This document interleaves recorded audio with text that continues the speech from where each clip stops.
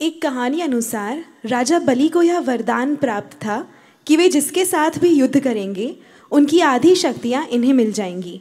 उन्होंने रावण को भी कई बार हराया, लेकिन हनुमान जी से वह हार गए क्योंकि वे हनुमान जी की शक्तियों को ग्रहण नहीं कर पाए। इस कहानी का क्या अर्थ है? देखिए, बहुत तरह की कहानियां हैं। इस कहानी में सार जो है तुम वो ग्रहण कर लो। मैंने हनुमान जी की गुणगान गाने के लिए सबसे ऊपर कहने के लिए कई तरह की कहानियां हैं।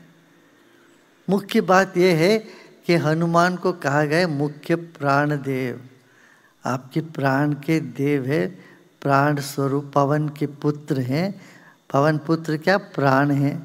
अब प्राण में तो अनंत शक्तियां निहित है, इतना समझ लो बस, ठीक है ना।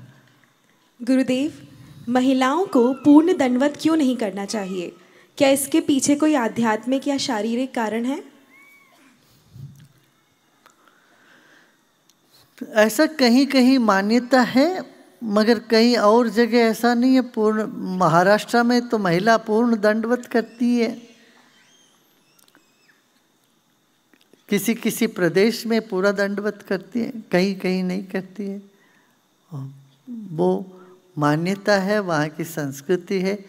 वेशभूषा का भी हो सकता है उसमें असर, पोशाक का हो सकता है। इन चीज़ों को बहुत ज़्यादा हमें ज़रूरत से अधिक अर्थ करने की आवश्यकता नहीं है। तुम्हें दंडवत करना हो तो करो,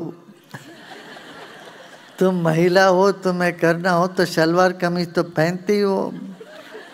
आजकल तो यूनिसेक्स सब एक तरह के कपड़े पहनते हैं, फटी हुई जीन्स पैजामा। ये आदमी का है कि औरत का है कोई नहीं पता चलता, और कहीं कहीं फटी हुई होती है वो तो, और फटी हुई चीज़ ज़्यादा महंगी है, ऐसा हमने सुना। उनको बताइए इसको, अरे भाई गुरुदेव ये तो फटी हुई ज़्यादा महंगी होती है। तो तुम प्रणाम करना तो करो, योग तो करो, दंडवत करो, आधा करो, कैसे भी करो, प्रसन्न रहो बस। गुरुदेव, भगवान करुणा और निस्वार्थ प्रेम के प्रतीक हैं, फिर भी वे सृष्टि का विनाश करते हैं। इस तथ्य को कैसे समझा जाए? अरे, एक वृक्ष में पतझड़ में सारे पत्ते गिरते हैं कि नहीं गिरते? तो ये तो कहते है क्या, ये पेड़ पत्ते को पतझड़ में सब पत्ते को डाल दिया नीचे, झाड़ दिया। अरे प्रकृति का स्वभाव है, और अध्ययन करो, इसमें गहराई में जाओ। सृष्टि स्थिति लय ये तीनों अंग है भाई, नहीं तो तुम कैसे हो सकते थे इधर। मान लो 10,000 साल पहले जो पैदा हुआ है वो कोई गए ही नहीं, मान ही लो ना, तुम्हारे परदादा उसके परदादा कोई गए नहीं, सब जी रहे हैं अभी। तुम कैसे हो सकते यहाँ पर?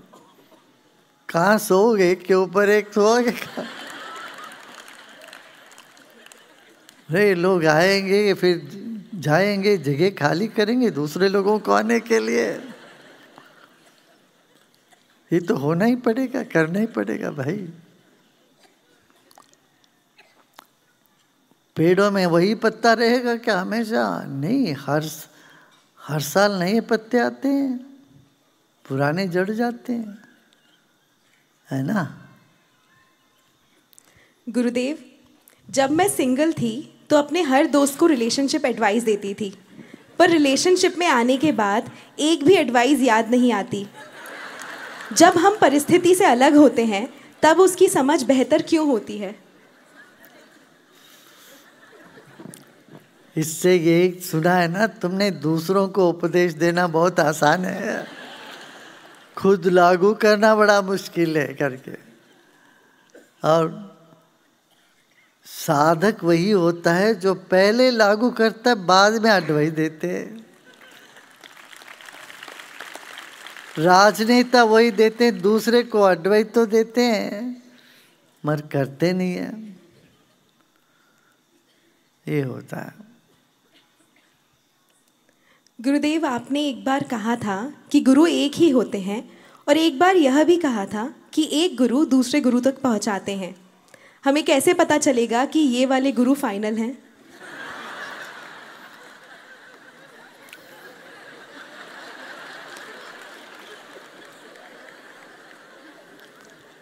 तुम्हारा चेहरा देखो जरा शीशे में, तुम गुरुओं को शॉपिंग करते जाओगे, फिर वो विंडो शॉपिंग हो जाएगा। कई लोग विंडो शॉपिंग करते हैं ना, सिर्फ खिड़की से देखते जाते हैं, खाली हाथ घर आते हैं। ऐसा ना हो, कहीं तो कोई तो कपड़ा ले लो और पहन लो, फिर पता चलेगा। हाँ, ये कहते हैं ना कि भोजन जब मेनू देख के सब देख लेते हो, चुन लेते हो, एक बार चुनने के बाद खा लेते हो ना, खाने के बाद पेट भर जाता है, तब किसी और से जाके तो नहीं पूछोगे मेरा पेट भर गया क्या? पूछने जाते हो क्या? अरे तुम्हारा पेट भर जाए तो तुम्हें डकार आ जाता है, ऐसे तृप्ति आ जाती, तुम्हें तृप्ति आ गई तो तुम ठहर गई, है ना। गुरुदेव, सिद्धियों में सबसे श्रेष्ठ सिद्धि क्या है जिसकी कामना हर भक्त को करनी चाहिए?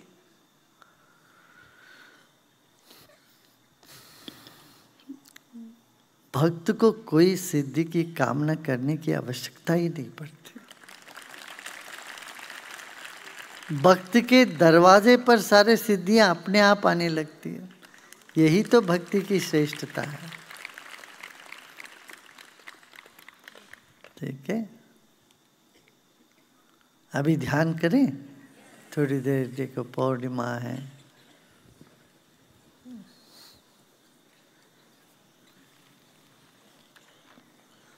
आराम से बैठ जाए। Let's sit comfortably, easily.